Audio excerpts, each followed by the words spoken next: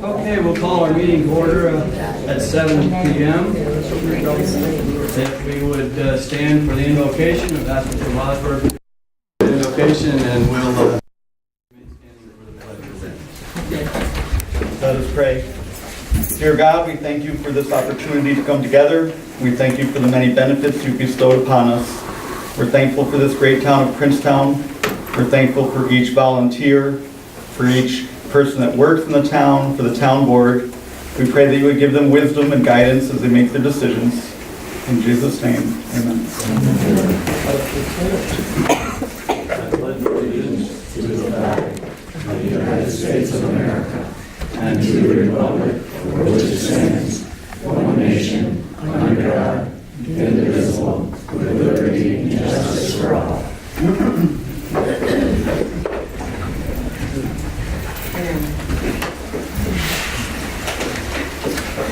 All right, thank you everyone for coming. It's good to see you all. Beautiful evening in May. All right, we'll start with our department updates, and let's start with Mr. Miller, if we could.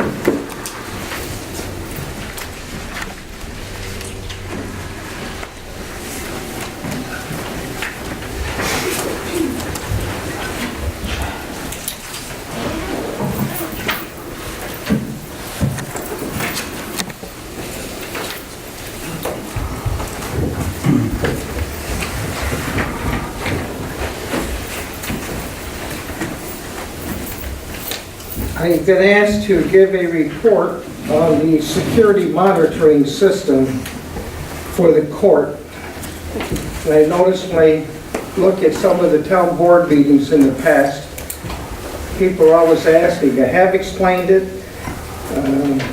3 members of the board have been in to check on it, but nobody has actually explained it, I guess. So it was recommended that we do this by the New York State Unified Court System, which provided a $2,000 grant, and the town of Princetown provided $600. The grant request was approved by the Princetown Town Board prior to submitting the grant. The court security monitoring system only records video based on motion. If everybody sits very still, it won't work. It has absolutely no way of recording sound, as some people have stated. It's simply video.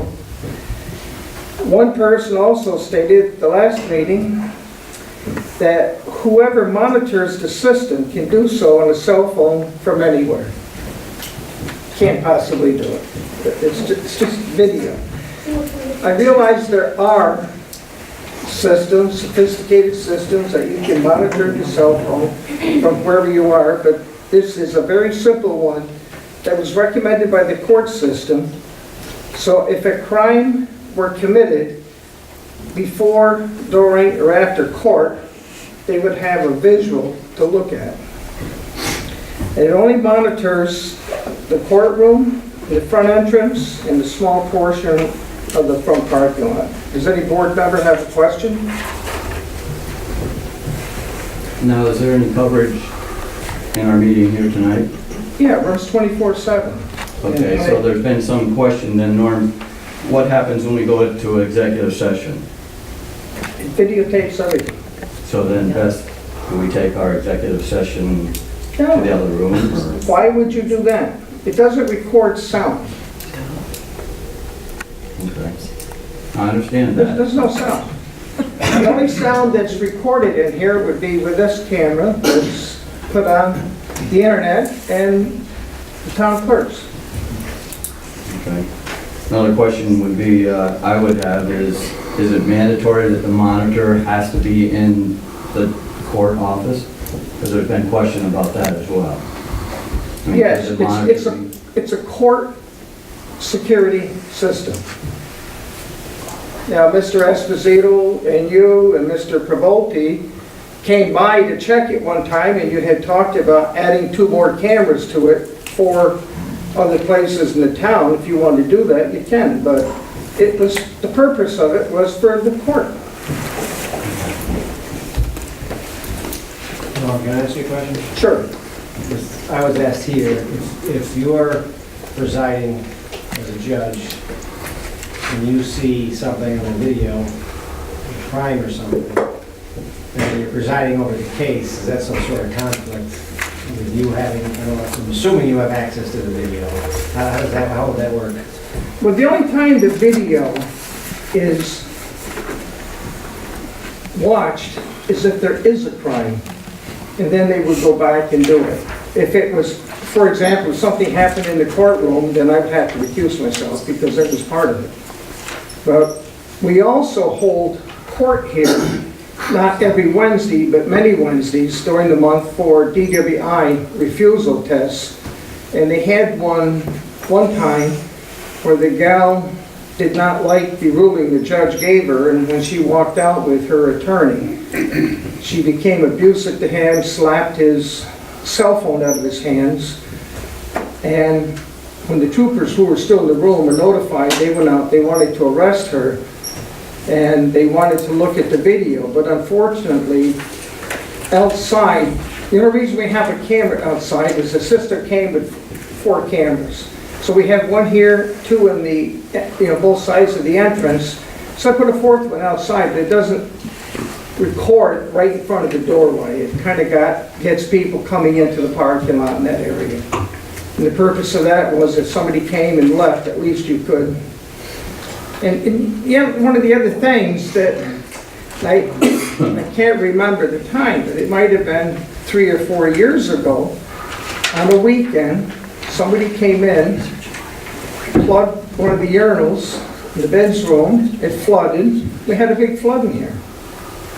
And if that were to happen now, at least you could see and identify who may have come in and done that. So who's using it? If something like that, the police are using it? So you're not viewing it? No, the police would use it. Okay, so it's for the police to use. Right. So then it should be housed someplace else. Any other questions from the board for If the town wants one somewhere else, they can do that. I'm not talking about the camera, I'm talking about the monitoring itself. I understand. It's a court monitor. So why is The other thing that, well, you can ask Mr. Myers after. No, I'll ask you after. You asked me to talk about the court audit. The only thing that I can discuss on the court audit would be what's public, which was in the newspaper. If people have specific questions, I would suggest they ask you, Bob, because you have a copy of the audit also. I believe most board members should. You don't have one? I never had a copy of it. No, nobody has it, Norm, from me, because it was, when it was sent to me, it was specifically told that it was confidential, so, and they didn't want the board to have it. Well, as the paper stated, it was covered from January 1st, 2012 to September 30, 2014, and they discovered a variety of discrepancies during the time. And most of the discrepancy, in my opinion,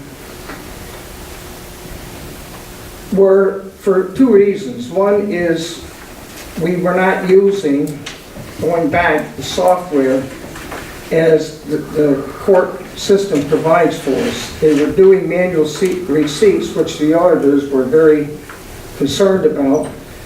Another issue that we had was the security of privacy. We were doing, back then they were doing a lot of govpay.net, where if you got a ticket, you could go online and give the online people your credit card payment, and they would process the payment for you. They would then deposit the money in the town's checking account and then forward the information so the court clerk could give credit to the people. And when they were doing the audit, the auditor was very critical of that and recommended that I stop doing it as soon as possible. And when I contacted the court system, discovered that they actually had provided credit card systems where you could use a credit card right in the courtroom or in the court clerk's office. So we did that and stopped using the govpay.net, and I think Judge Reynolds had N-Court might have been the one that he was using. That's the one that I had used for several months.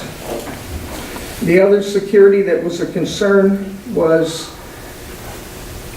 the court's information was also on the town server. And when the auditor was checking it, he went into the court clerk's office, and on the court clerk's, or the town clerk's computer, he was able to pull up court information on the town clerk's computer, which should not be. So since then, that's been corrected. We're completely off the town server. We're now on the court server. So this has been taken care of. There were a lot of different minor discrepancies, which they've been working with me and have provided the mentor so that we could kind of change it. But one of the other serious, which I had actually briefed the board about last year, is before they completed the audit, the auditor had pointed out to me that there were over 5,560 tickets that were not completely disposed of, that were over 60 days and had not been completed with DMV. And many people had gone to court, paid, the money was turned in. It was reported, but it was never finalized by reporting it to DMV. And they were saying that that number was an extraordinary number for a small court like this. The court clerk and I have been working with Malta, and Malta is about the size of Rotterdam. It's probably 10 times bigger than we are, and they had less than 500, where we had 5,500. So this has been a concern. This is only, the list is only published by DMV at the end of February each year. So last year we got a copy of what we had. We had the 5560. This year when we ran it, it's down to about 900. So we've been slowly chipping away to finish that. But the bottom line is, there's people out there with suspended licenses that are driving around, and I had reported to the board last year. We had a lady, I forget, Poughkeepsie or Westchester, who was driving on an interstate down on Long Island and got stopped by the police for some infraction. When they ran her license was suspended. So the troopers had her car towed. She had to call back home, had 2 people come down and get her and get the car. And she was livid because she had paid it. She originally, apparently, when she got the ticket, she didn't do anything, so her license was suspended, as it should have been. And when she got the notice of being suspended, she contacted the court, pled guilty, paid her fine, paid her suspension, and paid the lift fee. But it was, again, never reported to DMV. It was one of the 5,000 tickets. And there are many out there like that. I have no way of knowing how many until as we go through one at a time, we can find them. But this is a concern. The other issue that they have helped us with was the court in the past has always issued manual receipts. Manual receipts can be voided, they can be changed, and as you put in the audit, can be modified or whatever way you want. The court system has a very good software program. Now when we hold court, we have the laptop up on the bench. We have the court system there. They provided us a small printer. So when somebody comes up, we enter the information on the bench, and when they pay, we issue a written receipt that's categorized by the court system. So it can't be changed, can't be modified, and it's issued right there. So that we have been doing for, I guess, Several about months. 7 months. And this software is not inexpensive. It's over $1,000, and that's part of the cost for operating the court every year. They bill every court every year for that software. And it was also noted that in 2013, the former judge was unable to identify $5,047 in fines that had received and had remitted that money to the state. This means there are people driving around who paid fines were never given credit for their payments. So I have been working with the auditors, and we're slowly reducing that. And the expression from the auditor was, at some point, we may just have to write it off, and you wait until people have a problem with a license to contact us. It's like finding a needle in the haystack.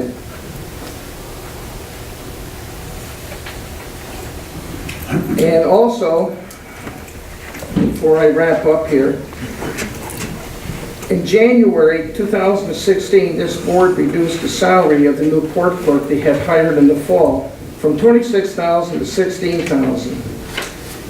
That's $10,000. If that's not restored, the court is going to run out of money for a court clerk somewhere around the end of August, 1st of September. In 2013, the budget for court clerks was $46,000. In 2014, it was reduced to $26,000, which might be a bit low, but it works. $16,000 does not work. And finally, I had heard different board members at different times have stated that the court only gets $5 per ticket. And this morning, Bob, you told me you thought it was 15. It's not per ticket. And I think, Gerard, you mentioned it during when you were auditing the court books. It varies with court and it varies with the tickets. But when we pay the state figures out what the town's percentage is. And for the 21 months that I've been in office here, we've been averaging 35% of the money that we send to the state. Now, as an example, for the first 4 months of this year, we have generated $23,130 or $5,700 a month. This month alone, I think in April was $19,958, somewhere just under $20,000. Pardon me? 19,844. Thank you. 19,844. So in 2 months, we can anticipate 35% of that, which will again be just under $7,000. So the revenues are continuing to increase, and I would respectfully ask the board to reconsider the withdrawal of the $10,000 for the court clerks, because I can't operate a court without a court clerk, and I'm not going to. It's illegal, and I'm not going to do it. So, does the board have any questions?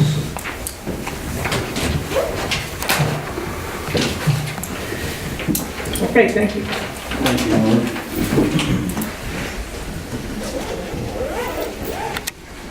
I would just like to make mention, with all due respect to that audit, and I was specifically told that it was confidential from the court audit people, that in looking at the audit, they went over all 5 judges, the last 5 judges, and there was discrepancies with all 5 judges. So I know where this was intended to go, but with all due respect and all fairness to the judges, there was discrepancies and inadequacies with procedural discrepancies, the way things were handled and so forth within the office. So as far as anything illegal being found, there was not. So we were thankful for that. And so I just wanted to make mention of that. Just to clarify, they put in a letter to you not to dispense disperse it, correct? It was more than you were told, it was in writing, correct? in writing, and I talked to them personally. They said they did not want me to hand this audit out to the board members. They said I could brief them on it. They did not want me to hand out the audit itself due to the fact they didn't want it to the news media. So, news media ended up with it anyway, but they know it didn't come from myself. How did news media get it? Well, that's yet to be known. No, it didn't. According to the Foiled. newspaper article, they said they foiled for it. Yeah, but they wouldn't give us any information as to who let them know that there was anything going on. So there's obviously somebody leaked it to the news media, and they told me that they foiled for it as well, and I didn't buy it. So that's why I had no comment on it, because I was told it was confidential. So the court system knows that it wasn't from me, and they appreciated it. And but just like I said, out of fairness, it was done on 5 judges, and there was inadequacy on all 5 judges, and just about as much on every one of them. So, all right, so we'll move on to our next department update, and that would be with Nick Mara on Highway. Yeah, I made contact with Joe Ryan, and he gave us a whole rundown of all the prices that per yard and everything that we have to pay for stuff from the county, which are all like discount prices. So we don't have to get 3 bids or anything. This is what it's always going to be. And I got an appointment Thursday morning with Katie Company to look the roads over, and I'll get a rundown on all the price and what they want to do, the work we have to do, and I'll bring it up at the next meeting, and you can vote on it or look it over and see what you want to do with it. And I'll try to get the best prices I can from you.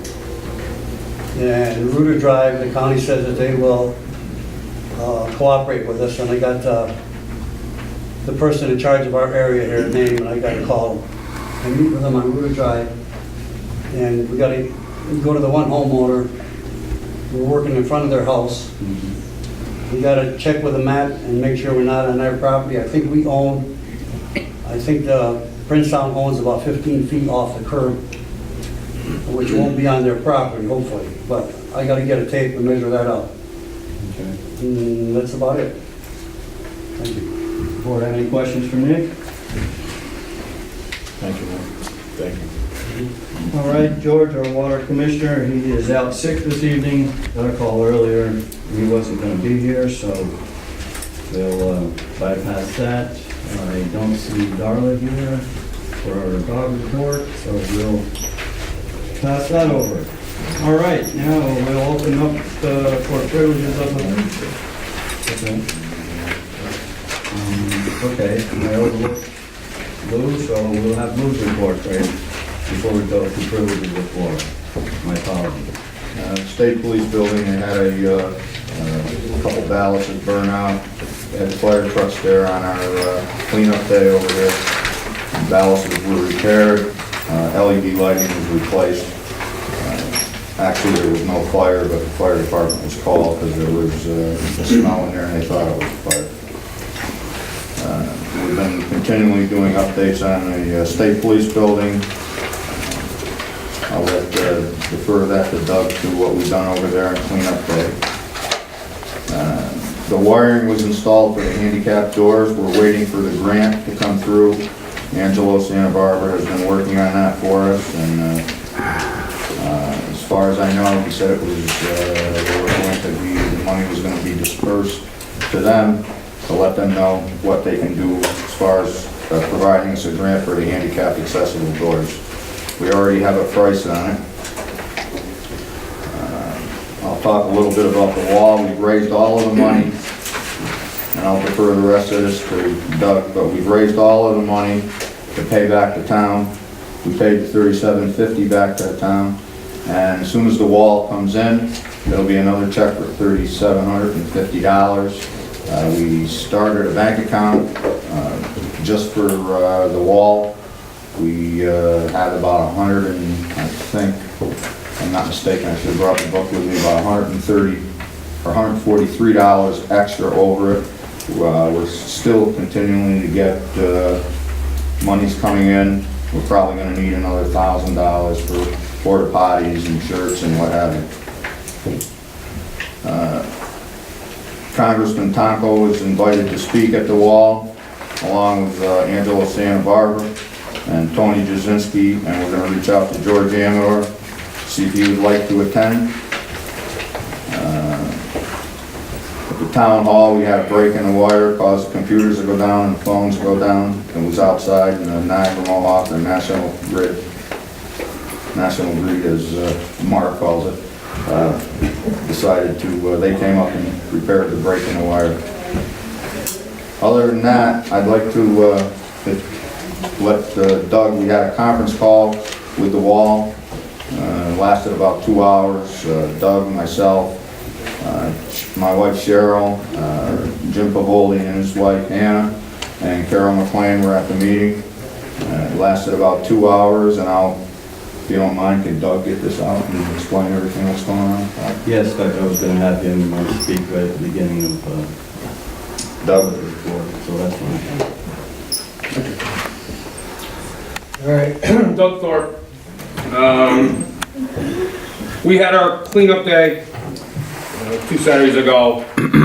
A tremendous community people come and helped out. Not just people that are part of our group, but people in town just happened to show up. People that weren't even in our town showed up to help out in our town. We did it in conjunction with PIAC and their recycling day and Mr. Mole project. That was good. They got a lot of people coming for that. We had a lot of machinery come in, excavators. We had 4 tractors here, and you can just look around Town Hall for what we did. Cleaned up all the mulch beds. We mulched the whole state police. We mulched the 9/11 memorial. If those of you don't know what the 9/11 memorial is, the 2 trees that we planted on 9/11/11. Right outside, when you come out the town hall exit on the right-hand side, you'll see 2 trees and 2 blocks of stone we put there. That's our little 9/11 memorial that we put in way back then. So we got that all mulched. The Veterans Gazebo was in really tough shape. It was severely overgrown. We had a professional landscaper come in and look at it. We all determined that we needed to do some serious work on it. Seems that's going to be a focal point for the wall that heals. So we took a lot of the plantings that were in there, we put them aside. We brought new topsoil in, new fabric paper, and we mulched it, and we replanted a lot of the plants that came out of there. As one can see that, we've done a tremendous amount of work. The benches here right off next to the parking lot here were ground down and painted. So there was a lot of people here that day, and it was all day. So I want to thank everybody who in the community. Some of our town leaders were here helping out. Really want to thank everybody who came and made our town a better place.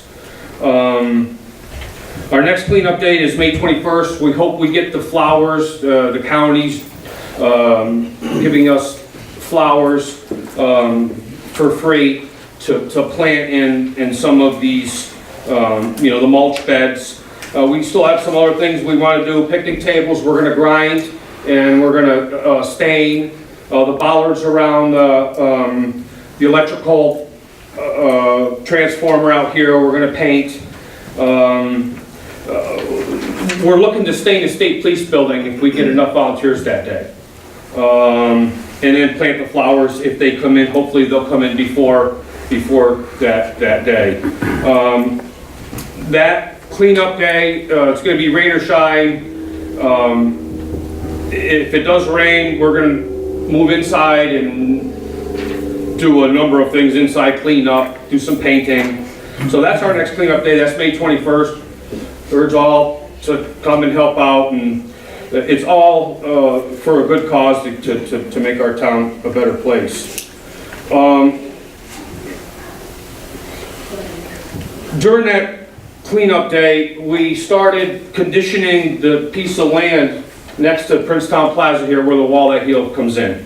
And when I come in, I just seen Jack White out there mowing it again. Thank you, Jack, for hitting it again. Jack's machine was here. There was a number of machines here trying to get that piece of land to be conditioned. And we have a lot of work on it. We need to bring some fill in, we need to level it out. Like Lou said, we had a 2-hour meeting, or a 2-hour conference call with the creators of the wall that heals. And they're very, very meticulous on how things are placed and how things are done before, how we're gonna set it up, and during the event. They have a tight rein on what we can and what we can't do for the wall. Our initial intentions are to, where the field is mowed, the wall, there's 2 wings of the wall, 2 150-foot wings. And they're at a 125-degree angle. We're trying to figure out the exact placement of the wall on that piece of land. The wall comes on a tractor trailer. The trailer becomes a museum. After the wall is removed,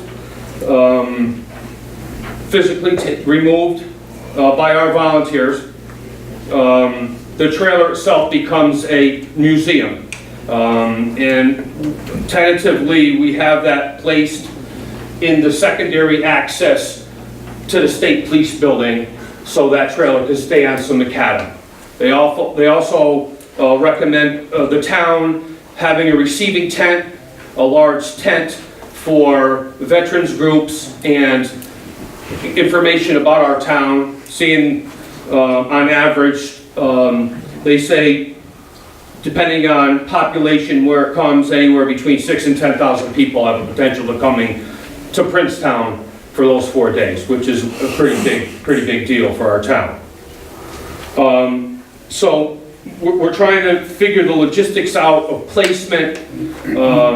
We have to submit our recommendations to the Veterans Monument, VVMF, for approval. So we're working on that. We're working on the site preparation. If anybody has good, decent fill, we're going to need some loads of fill. 4 or 5 loads of fills. There's some areas there that we need to fill in to really smooth it out.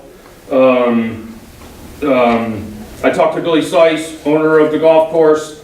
He's willing to come over, give us some recommendations, and lend a hand on trying to condition the ground like a golf course is what we're looking for ultimately, is smooth, really a really smooth surface.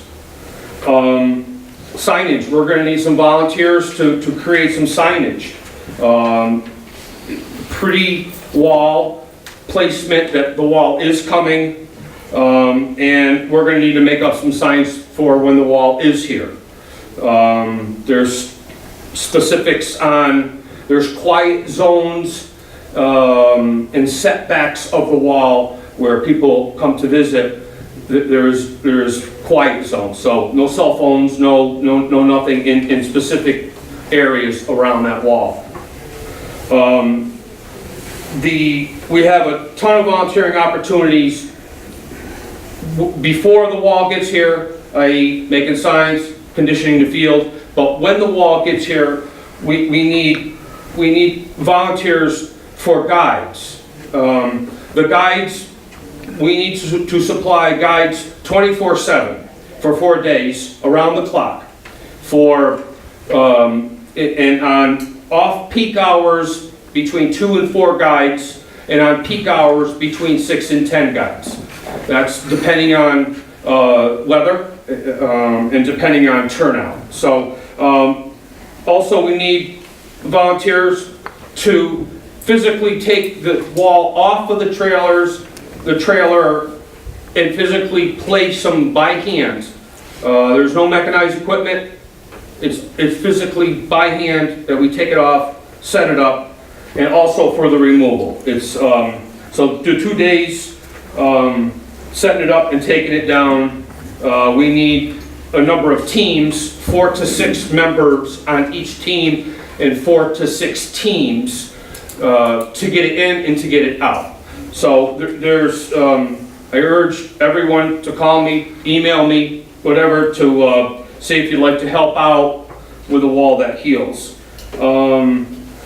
Our next cleanup is May 21st. I went over that. Veterans Recognition Day, we have it tentatively scheduled for that Saturday, the 27th, right here in the parking lot of Town Hall. So, and we're trying to make that a veterans recognition, all veterans across the board that we want to honor, and make it somewhere midday, noontime, 1 o'clock, 2 o'clock, and have a small recognition of the veterans. So I think that covers the wall. Say Lou said the money, we can still need donations, monetary donations, because there are things that we're going to have to purchase.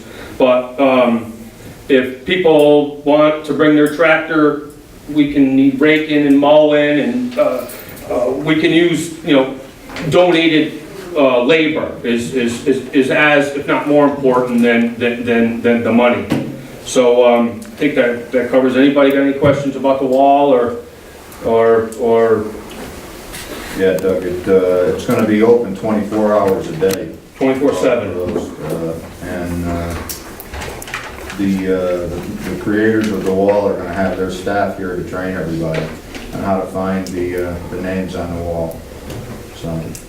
Yeah, that's where we're going to have to really have people who want to become guides. The guides will have T-shirts. We're going to have T-shirts made. There's a specific logo from the Vietnam wall that heals, and then on the front will be the town of Princetown volunteers. So we're going to have shirts made up for all the volunteers that day. So and it'll be on there that Princetown was on the tour too. Yeah. So if anybody, feel free to call me, email me. Our next meeting is, we had a meeting last night, great turnout. Our next meeting of Princetown Community Volunteers is Monday, June 13th. Thank you very much. Thank you, Doug.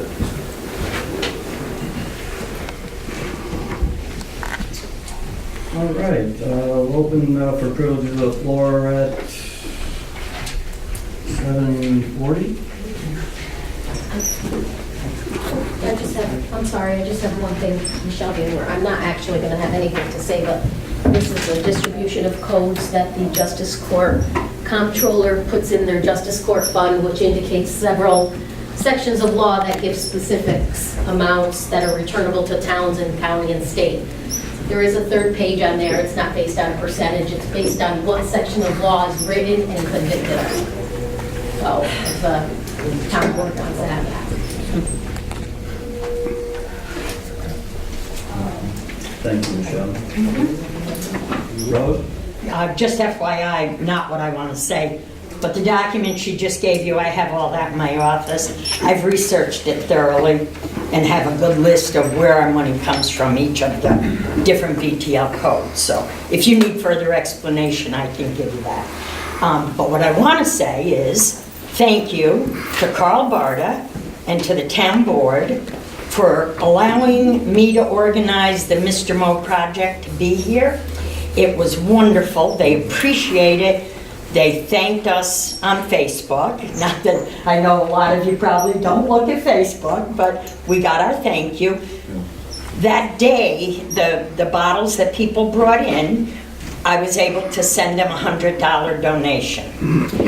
There's a place right in Duanesburg that takes the returnables, and we have a bin set up out here, and I welcome everybody in this town to drop their returnables off, and I will bring them back myself, and I will pay. And I send them the money because they haven't set up PayPal. I use PayPal all the time. It's just easier, and I have receipts if anybody cared to, for the donations. But I want to say thank you, and I'm hoping next year, maybe on that day, We can even expand that a little bit with maybe a couple of rescues.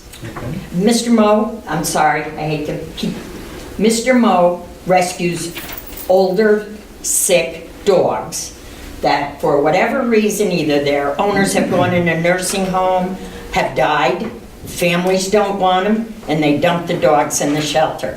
Mr. Moe takes them and pays their medical expense for the rest of their life if somebody will foster them. They pay all their food and veterinary bills. It's a wonderful organization. Okay? Thank you. Thank you, Rose, for that update. Appreciate it. Anyone else have anything? Mike Joyce? This is a FOIL request for the audit.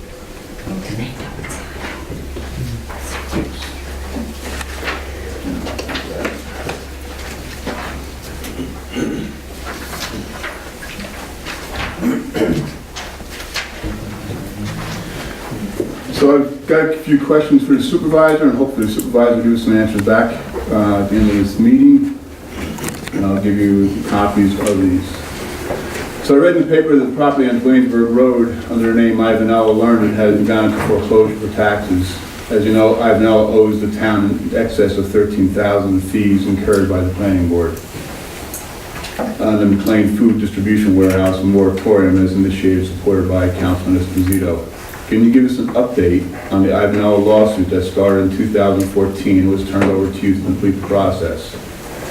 When will the town get the monies owed? And can you also confirm that Ivanella was a contributor to your and Esposito's campaign as he was during the 2013 election? That's questions number one. Number two, can you give the town an update on Affordable Water's application to provide potable water? As most members of the town board remember, Affordable Water and Mike Hayden did not comply with the agreement to protect the well as requested by the town, DEC, NCRS, and Department of Health. This agreement, which was to coordinate an agreement with Nick Moore Sr., Hayden agreed to complete these items before the town went into agreement with FEMA, NCRS, and New York State to rebuild the banks of the Normanskills as a result of Hurricane Lee. So this was an action I turned over to you before I left. I received your letter in January. So that's the first question. Can you give us an update? Or second question, can you give us an update on affordable water? So I received your letter in January. Can you explain to the residents why this was kept secret? Watching the videos, it was never discussed, so it must have been done in executive session. Can you please explain to everyone the difference between a letter, correspondence, and a newsletter? And I'll ask the lawyer, is this a letter or is this an invoice? Can I take a look at it? Sure. This is a letter that I sent. So this is a letter. Yes. So this is a letter. Well, that's not something that's from my office, it's separate. No, I was just asking, is this a letter or a newsletter? It's a minor point, it really is. Can you explain to the residents why it was kept secret? Watching the videos, it was never done in session, had to be done in executive session. Can you explain to everybody what the difference is between a letter, correspondence, and a newsletter? No, these questions for the supervisor. We appreciate the supervisor answers the questions. If he says he wants me to answer. Well, no, that's not my, if he can't do it, then we'll get somebody else. You want me to answer? Can you explain why the recent newsletter wasn't approved by the town board and yet was sent out? Can you clarify if Mr. Vivaldi has received the same invoice? Next question. In my letter, I explained to the residents that I conservatively estimated the town's fund balance would be $368,255 at year's end, when in actuality the numbers were. Revenues are reported at $421,732, but were actually $449,968, an increase of almost $26,000. Expenditures are reported $421,732, but were actuality were $394,978, a decrease of an additional $26,000, almost $27,000. This resulted in a fund balance end of year of $420,934, an actual increase of $52,600 into the town's checkbooks. During the campaign, from what I've been hearing from friends in, for example, Delanson, you were saying the town's finances are in bad shape. When I took office, the town board composed of you, Esposito, and Gray overspent your revenues that year. Over my 4 years, I increased the fund balance by close to $140,000, which means $140,000 into the resident's checkbook. So my question is, can you explain in specific detail, given examples of why the town financials are worse now than when you, Mr. Esposito, and the previous administration overran the budgets, and please provide specific examples? So those are my 4 questions. I did write down a 4th or a 5th one, because I see you want to audit the civic committee's books. My question to you is, are you also auditing the Hourglass Committee? Thanks.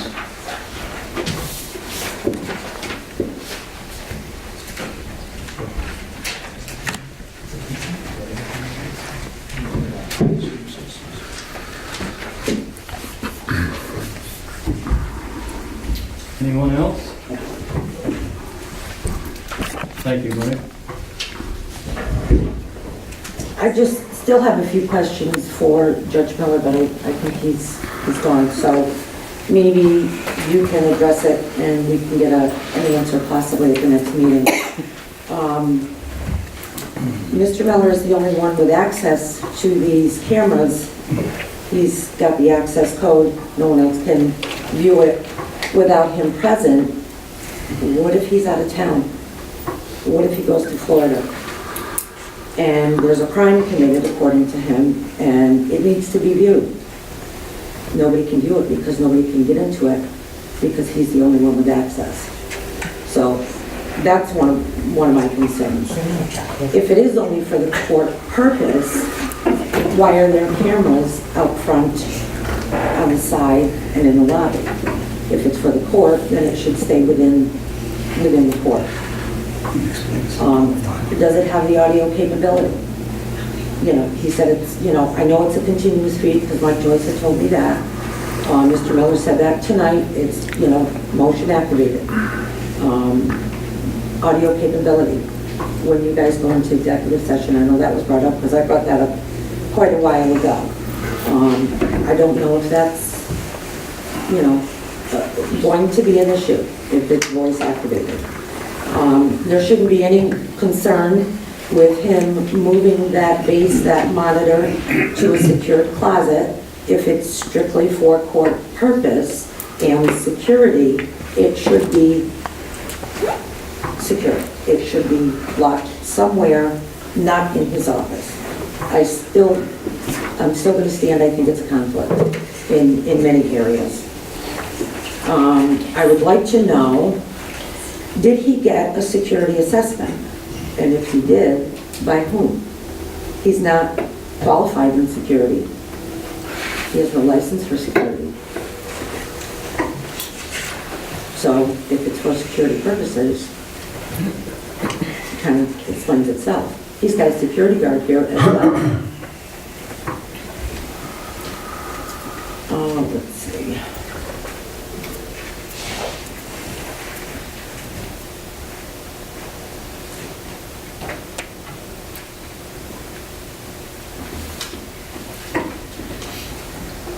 How many people got a copy of the audit? 2? As far as it being And can I mailed, ask you who besides you? it was Norm and myself. As far as being carbon copied. What's that? As far as being carbon copied, Just those 2? those were the only Mr. 2 in our Myers, I town. also received a copy from the recorder who said he got it. Okay. But as far as actually from the court administration, it was just us 2.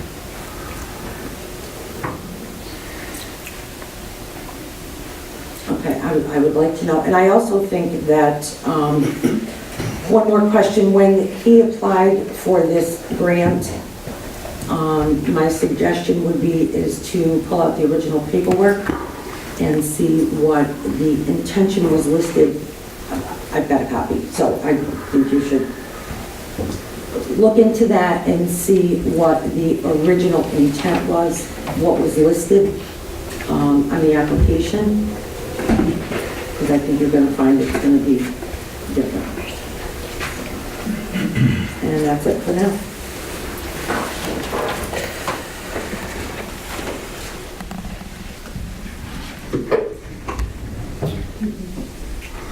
All right, anybody else have anything more for us?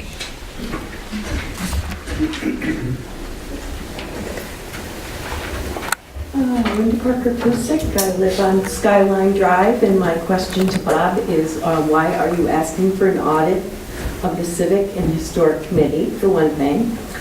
And the second thing I wanted to mention is that we are planning on having another movie night in August, which will be the second Friday in August, which is August 12th, here at the town hall like we've had in the past. So those are the two things that I'd like to mention. Thank you.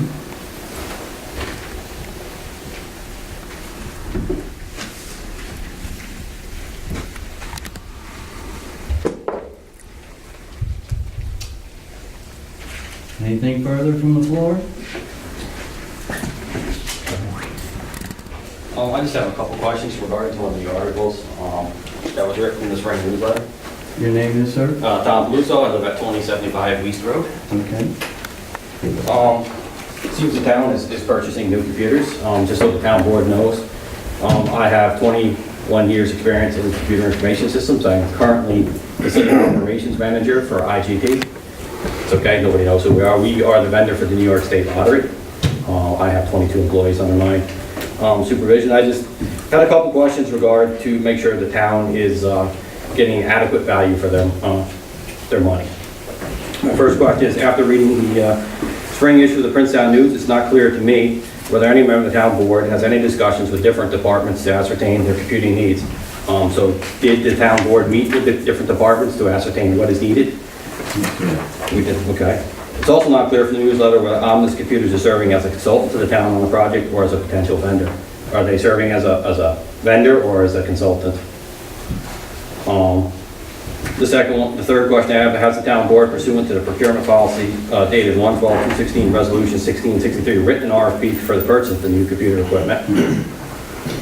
And further procurement policies, the town board planning on obtaining at least 3 written fax/email quotations for the RFP to ensure that we are getting our money's worth. So I thank you for the consideration of those questions. I look forward to hearing a response. Thank you.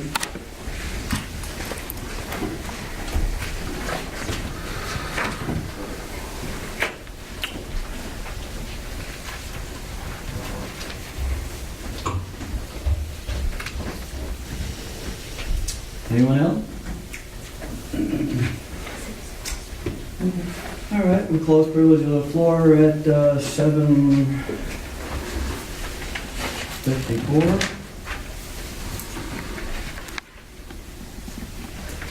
And we'll move on with further business.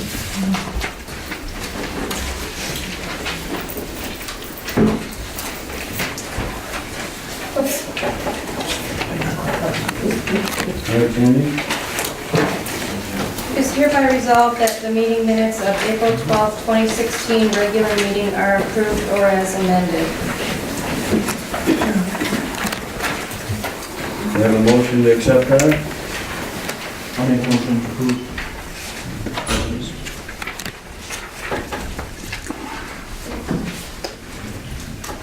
Tom? Second. Councilman Gray, Yes. Councilman Esposito, Yes. Councilman LaBelle, Yes. Councilwoman Schaefer, Yes. Roger Myers. Yes. General fund claims, it is hereby resolved that the town board approves claim numbers 91 through 115 in the amount of $17,072.41. Do we have a motion to accept that? I'll make it. Lou?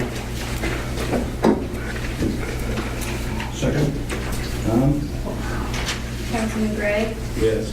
Councilman Esposito, Yes. Councilman LaBelle, Yes. Councilwoman Schaefer, Yes. Supervisor Myers. Yes.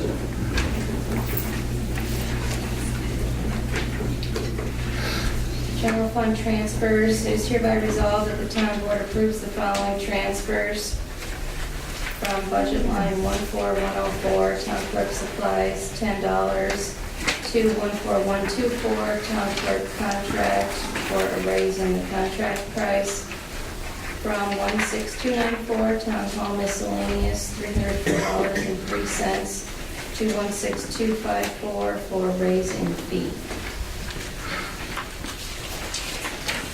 Do you have a motion for that?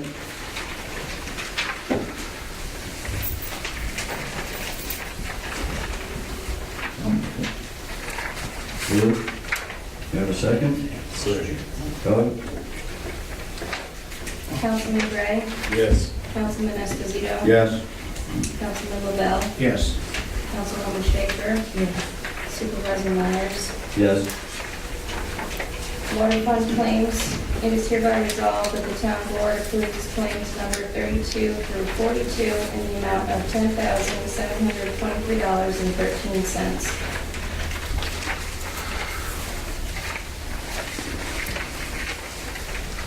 You have a motion? Accept that?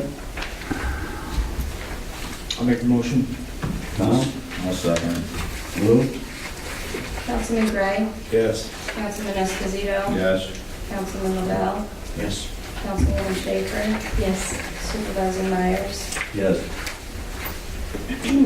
Highway claims, it is hereby resolved that the town board approves claim number 1 in the amount of $1,200. I'll make the motion.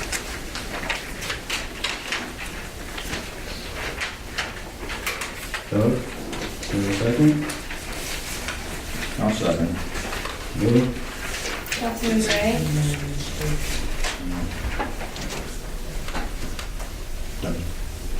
Yes. Councilman Esposito, Yes. Councilman LaBelle, Yes. Councilwoman Schaefer, Yes. Supervisor Myers. Yes. Highway transfer, it is hereby resolved that the town board approves the transfer of $1,200 from account number 99019 to account number 5031 for the 2015-16 snow removal on Overlook Lane. I'll make the motion. Doug? I'll second. Tom? Councilman Gray, Yes. Councilman Esposito, Yes. Councilman LaBelle, Yes. Councilwoman Schaefer, Yes. Supervisor Myers. Yes. Financial audit of the Princetown Civic Committee. It is hereby resolved that the town board will audit the financials of the Princetown Civic Committee, and the Civic Committee treasurer shall provide ledgers, bank statements, and canceled checks on or before Tuesday, May 24th, 2016. I'll make the motion. We include the hourglass? I'll second it. We include the hourglass. It's not I'll second it. comment. Councilman Gray, Yes. Councilman Esposito, Yes. Councilman LaBelle, Yes. Councilwoman Schaefer. I'm just wondering why, because I haven't seen the day one of this, I didn't have a chance to read it. I'm just wondering what the request is for.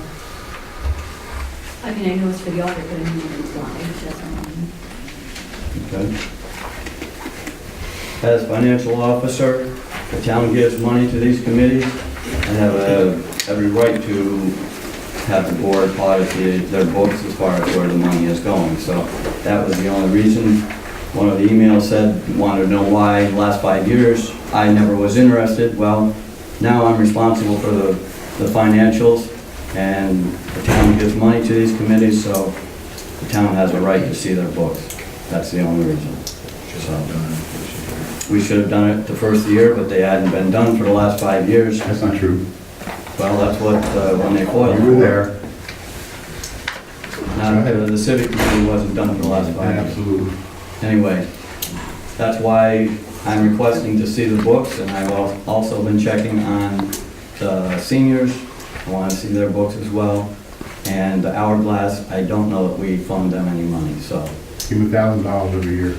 The hourglass? Right, that's the seniors. Okay, well, that's what I just said, the seniors, I'm requesting to see their books as well. It's not a resolution. Okay, because I haven't gotten back from them as He's not to the the meeting. supervisor anymore. But I have sent emails for this, and I am in the process of So why don't you checking. just amend the resolution to include the seniors? Okay, let's go with the vote, we'll follow up with that. But yes, they are gonna be checked into it. Yes. Supervisor Myers. Yes. Update of the town hall's alarm system. It is hereby resolved that the town will update the town hall alarm system by blank for an amount not to exceed blank. The update will be performed by, Yes, we left that all blank because we have the paperwork in front of us tonight for the board to look at, and so that can be filled in. Can I say Yes. a few words about that? Lou, can- According to the, we have to put in carbon monoxide detectors by June 27th, I think the date is. It's mandatory state law. We just did them in the state police building. Our alarm system in this building is not operable. It's not working at all. Fire alarm is not working. It's antiquated, it's outdated, it has to be replaced.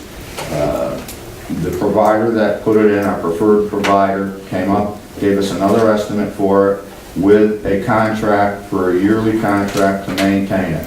We're gonna put a Knox box in outside. Anybody that doesn't know what that is, that's if there's a fire here or a false alarm or anything, the fire department is the only one who has access to the keys. They have to have keys to each room. If they don't, they're only gonna knock the doors down and we're gonna have to pay for them to get in. So the Knox box, they're the only ones who has the keys to the code to get into that.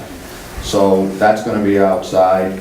We don't want them breaking the new doors that we're gonna put in, the handicapped accessible doors. And we are gonna, I checked with our attorney, we're gonna use our preferred provider according to our procurement policy. So we're gonna go with the same outfit that originally installed this, and I think Doug was involved in that at the time when they built the building. So it's gonna be the second price, a yearly contract, and a Knox box. And the prices, the town board has it, and they can review it if they like. We have to get going on this because it has to be done by June 27th. So, and to be quite honest with you, we need a fire alarm system in here to be monitored. It has to be done. It hasn't been done for years. It hasn't worked for the last 5 or 6 years. So it has to be upgraded and put in. If there was a fire in this building, nobody would even know it. It would be fully engulfed before anybody get here. I've been complaining about this for years. So now we're gonna go ahead and get this done. Protect the building and protect all of the assets inside along with our records. So I'm hoping that the town board will pass this resolution and get it over with, and so I can get a hold of it and get put on the schedule. We were supposed to do it at the last meeting, but with the death of Paul, it was put off. We tried to have a short meeting. So, and they wanted to put us on the schedule right away, but it looks like we may not even get it done by June 27th. So that's all I have to say about it. Thank you, Lou. There hasn't been any other quotes from anybody else? Pardon? I'm just looking at the total, how much it's actually going to cost. It's on the second page. That's all under state contract. This is all under state contract.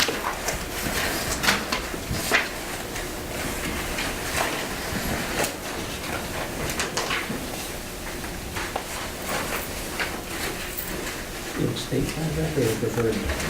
It's preferred vendor, but they go by a state contract. All the prices on it are for state contract. Because it's a municipality, we don't pay cost for going to a hardware store or anything. It's all with the Wahlberg when we buy parts. It's all under state contract.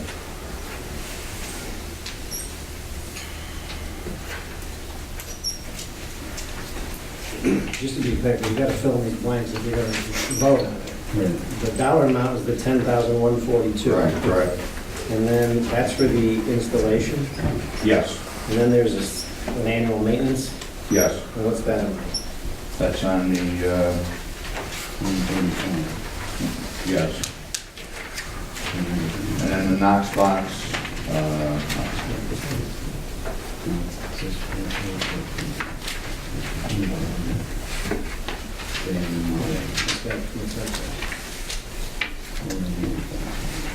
I think the Knox box is included in that too.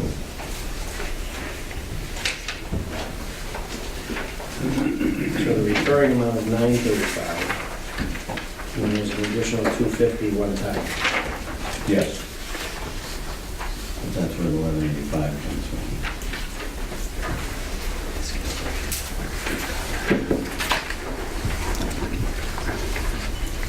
It's Tyco, Sigflex, Grinnell is the Yes. vendor.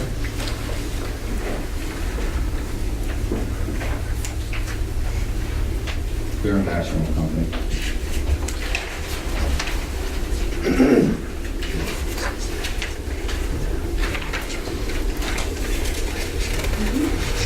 So what's our pleasure?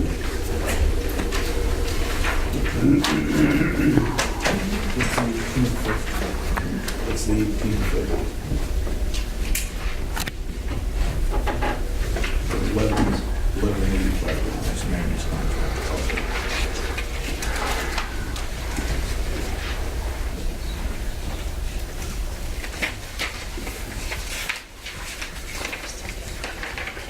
Any discussion from the board? If you want to wait another month, we just don't have it done by June 27th. That's up to, they come in for insurance purposes and what have you.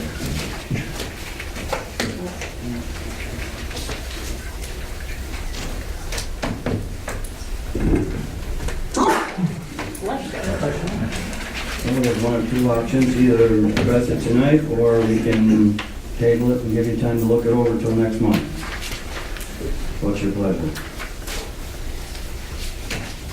Just have to remember, it won't be done now. See, there's not a lot here. Will anything covered by grants or Is there a penalty? any cost covered by grants or? No. Okay. So is there a fine if you don't make a date? Not public comment. Thanks.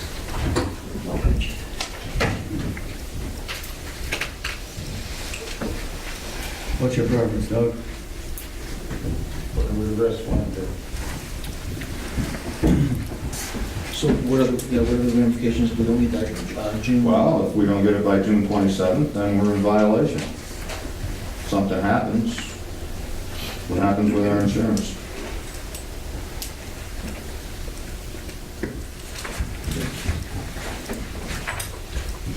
This all came up at the 2 meetings ago, if I'm not mistaken. I brought this all up when I heard about it because the state police called me and said they had to have carbon monoxide detectors put in the meeting or the building right away. And I asked why, because we only had smoke detectors in there. And they said that it was state law. So I checked on it and they said they extended it. From what I understand now, it's supposed to be on June 27th. The carbon monoxide detectors. That's a municipal law. What's the type of? The fire alarm system we got here is inoperable. It was an expensive system when it was installed and it doesn't operate anymore. It goes off all the time. And it's an antiquated system. It's been in for probably, I don't know, how old is the building, Doug? It's 15 years. That's how long it's been in there. It's never been serviced. It's a local system, doesn't go any. Doesn't go anyplace. Goes nowhere. What is Tyco's turn time as far as like the installation? Well, they would have had it done by June 27th, but they probably won't have it done in June because they wanted to put it on the schedule last time. They may not have it done. But if we had all this, we would have had time to go over it. I got this just tonight, so I begin putting all this to go through it, to approve it. When did you get it? How long have you had it? I had it last month, but as we said, there was a short meeting because of the death of Paul, doesn't it? So Bob wanted to have a short meeting so we didn't go over it. I understand that, but if we had had these, we could have gone over them and be prepared for tonight, is what I'm saying. All right, well, and if you want to look it over.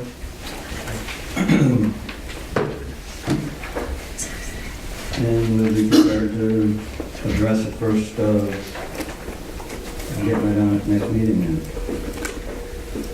I mean, if that's what everybody wants to do, we don't have much choice.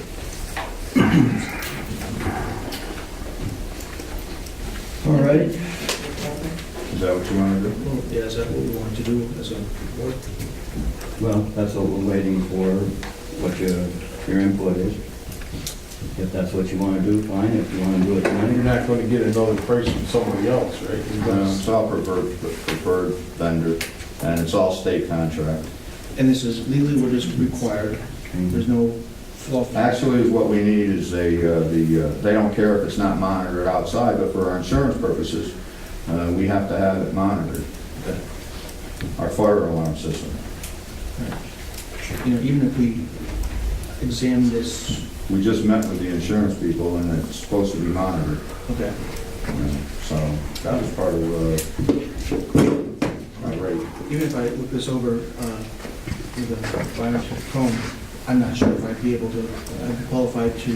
I can have the representative come in and talk to us the next meeting. We're just not going to get it done by then. Well, I'm not really looking for that, but if this is what is required, it's for state code, I don't think any more time really make my decision.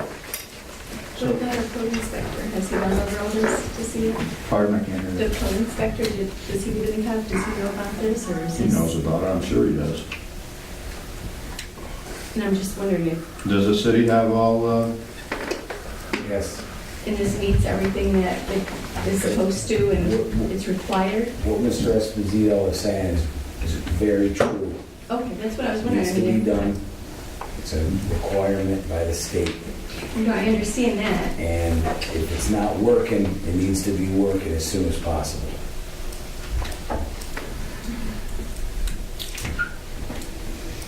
All right, you want to vote on it tonight then?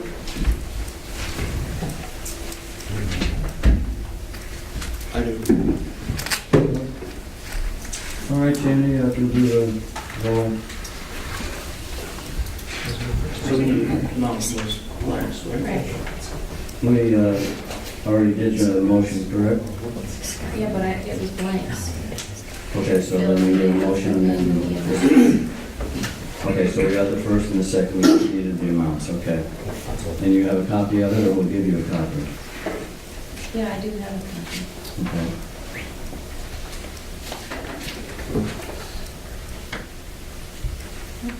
And one last question, the quote is still good too? Yes. Okay, all right. Yeah.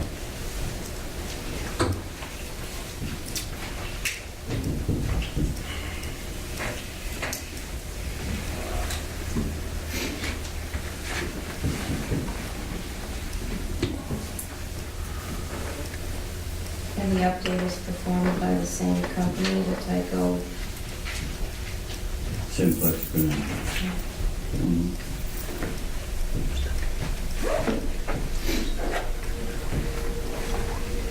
It is hereby resolved that the town will update the town hall's alarm system by Tyco Simplex Grinnell for an amount not to exceed $19,236. The update will be performed by Tyco Simplex Grinnell. The number's 10,142. Ah, Sorry.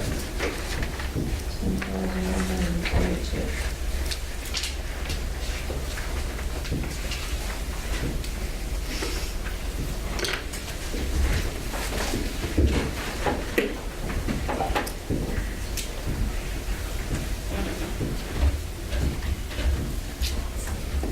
Okay, we have a motion. I'll make the motion. Doug? I'll second. Tom? Councilman Gray, Yes. Councilman Esposito, yes? Councilman Lavelle, Yes. Councilman Schaefer, Yes. Supervisor Myers. Yes.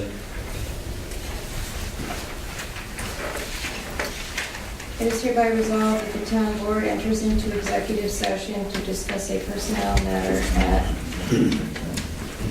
8:15 p.m.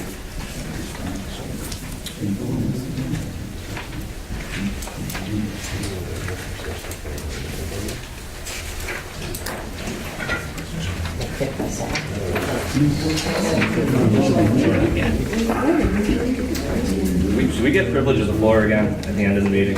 Isn't that? So we get privileges of the floor, we can hear feedback?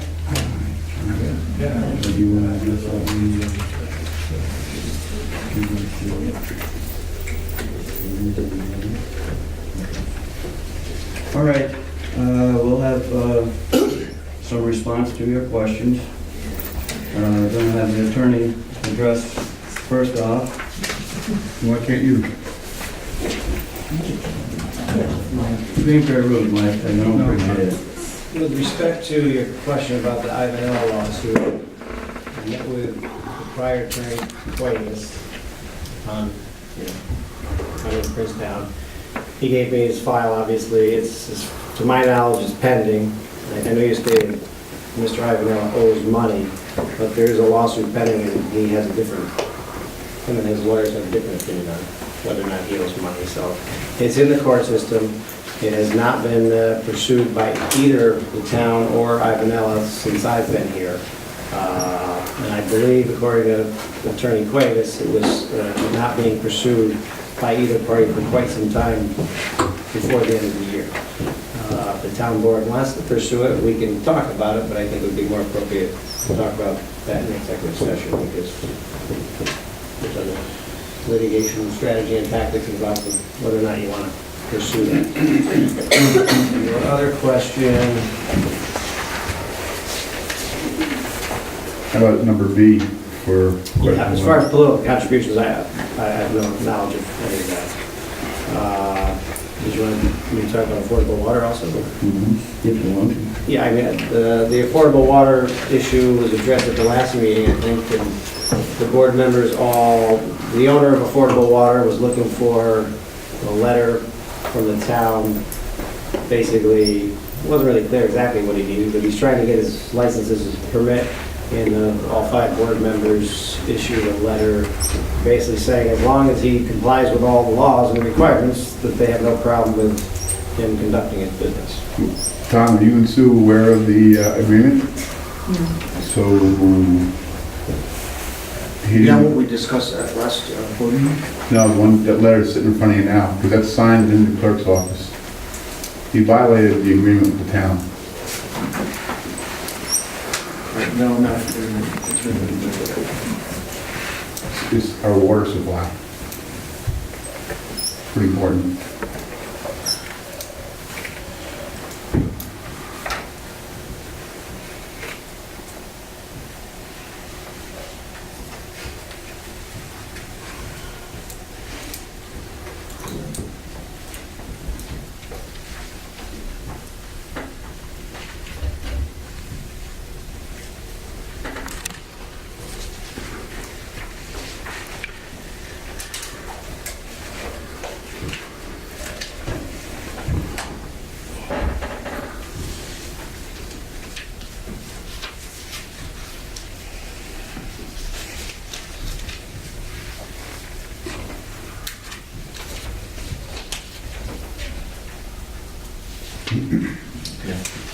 With our water supply, it's a pretty important subject. And the letter just indicated, Mike, that the town was okay with him pursuing as long as he met all of the requirements from the health department and whoever else was involved. He violated this agreement a long time ago. The town board members weren't informed of this. It's our water supply. Pretty important. And all you gotta do is look at whose it falls. That pipe was not protected despite us begging.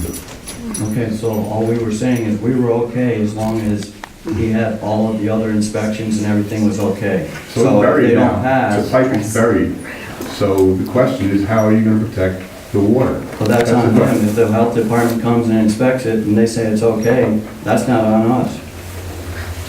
If they give him okay and give him clearance, we're okay with what the They health didn't. department. Well, then that's Has where the we're health at. department inspected it? That's my drinking water. I buy drinking water Mhm. from him. Oh, Has the health department inspected it? sorry, what'd you say? I buy my drinking water from him. Not from Mike Hayden. Yes, I do. From Mike He Hayden. puts it in my well, yes. Oh, Wow. Has the health department okayed it? okay, well, he's in process. I didn't know anything about this, so So you're supposed to be protecting the water, Bob, I'm a little concerned now. and you're not gonna do anything, because you knew about this. And we took their The legal business counsel. owner is applying for a license. It's not under the purview of this town board to issue his permits or his license to do this. He broke an agreement with the town, It's under the purview of a different agency. so is the town gonna notify any of these agencies and say there was a violation? We had an agreement, the Well, person I broke the don't know agreement. what agreement you're talking about. I don't know. You got a everything. copy of it, it's right there. May I finish? I don't know what violation, you were saying he violated something, but that's just, you're just one person saying it. I have no details. I'll be happy to talk to you if you want to give me the details. Sure. If there's some violation that should be reported, I'm sure the board will report it. But you can't just come in and say he violated an agreement and not give us any information on it. I don't really know what you're talking about. The areas are circled, I'm sorry? they're circled. Well, I'll take a look at what you gave me. Okay, You have to read it fair off enough. in a second. If that's the motion of the board, the board's gonna take some action to review the violation. What was the violation? He didn't protect the pipe. He didn't put that bentonite on it. And that was an agreement that Mr. Nick Moore helped me agree with Mike Hayden. Before we even started, before we started spending $225,000. You banked the whole thing up. But Is there, before he sealed it, he was directed, and we had the agreement, because we met here on Saturday. is there a written agreement or is this a That, verbal? No, the answer to your question is yes, that agreement that you have there is a signed copy, it's in the clerk's office. The work I did for him, I had like 5 different, I had Army Corps of Engineers, I had 5 people there. Nick, we're not Watching questioning your everything work. that went on. We're not questioning your work. He didn't protect the pipe. He was supposed to caulk the pipe. It He was, didn't. I saw everything done. He did what he had to do, they inspected it and said it was okay. Nope. Were you there? Yeah, When were you there? I was there all the time. so was I. And I was Right, we going can down check when into it. NCRS was there, when DEC was there, George was there. He caulked the pipe, he did everything he asked him to do. No, he didn't. All right, Well, you know something that nobody else knows that. I don't know where you get it I from. did speak with Doug Cole on, I think what you're talking about. And Doug Cole did indicate to me that he had done certain things years ago that he was supposed to do. Do I have the details? No, you'd have to ask Doug Cole. There you go. He was the engineer. All I'm asking the board is to look into it. okay, we will do that. All right, anything from any of the board Any members? questions? Particular B, 1B. Well, you're right back to your old self, aren't you, Mike? It was so nice you not coming around, you know? Thanks, Nick. This whole town was in an upset when you were up there, and now, when you're in the audience, you're still gonna do it. Thank That's you. right. You just got something good going, don't you? The Lord's watching you. Keep up the good work. Thanks, Yeah? buddy. Okay. Take it from me, baby. I'll tell you. Okay. Okay, that's fine, that's fine. All right, can you explain what videos you're talking about, Mike?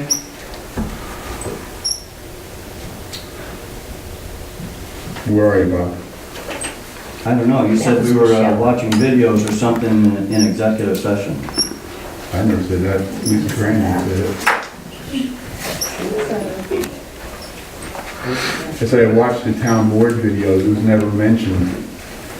So if it wasn't mentioned in the town board meeting, it had to be mentioned in executive session. Okay, so what was your question in regards to that? Can you read the question?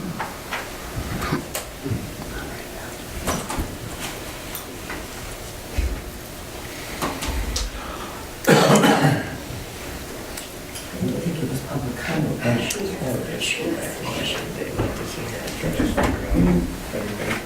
Yeah, all right, well, we'll have to answer these questions at a later date, Mike. You've got far too many, and there's got to be, some looked into, so we'll table that for this time. All So right? you can't explain why the newsletter wasn't approved? That's not a real tough one. The newsletter was approved. It's not in the minutes. It was approved. By who?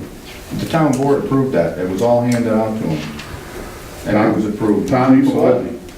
Did you see the newsletter and approve it? We approved that newsletter and If we had approved it, I wouldn't have approved my name being wrong. I never approved the final draft of the... the newsletter was handed out to everybody on town. We received it as a board. You received it, yes. I don't think you guys... Oh, so when you say you received it, you received it in the mail? No, we received it right here. Why is he asking questions? I don't know. He's being... Why are you allowing it? Being Mike as he usually is. Okay. Like old times, Mike, having you here. Thank you. Good times, buddy. What the hell, you stay home where you belong. All right. Does the board have any... I gotta get out of here, I can't stand discussion. Doug, you have anything? Face a long time ago. Can I ask a question? I just want to know, This you isn't- brought up about Rose's salary. Okay, this isn't privilege of the floor at the moment? What? It's not privilege of the floor at the moment? You wanna move your camera? No, you go around. Okay, Doug, you have anything? I'm always at it, ain't Yes, as Doug mentioned before, Clown shows up, you got the wall's gonna be coming in on, the wall's gonna be coming in on Tuesday evening. So if anybody, we're gonna have an opening ceremony on Tuesday evening. And then Wednesday morning, we're gonna be working on the wall, along with the staff from the creators of the wall. They're gonna be there. So we'll be here on Tuesday evening. We're gonna try to put up a little ceremony. The Patriot Riders are gonna escort us into town.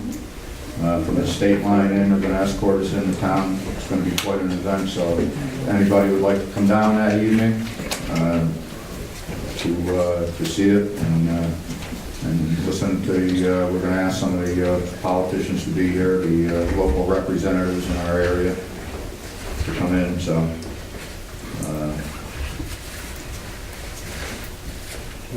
Another thing here.